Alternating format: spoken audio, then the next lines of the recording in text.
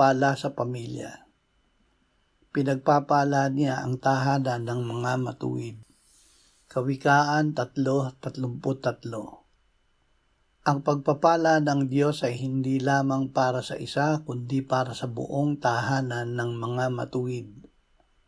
Ang matuwid ay ang may takot sa Diyos at nagsisikap mamuhay ayon sa kanyang kalooban. Kapag ang pundasyon ng isang pamilya ay pananampalataya at pagsunod sa Diyos, ang kanyang presensya at biyaya ay nananatili sa kanila. Ama, biyayaan mo ang aming pamilya na mamuhay na sumasampalataya at sumusunod sa iyo.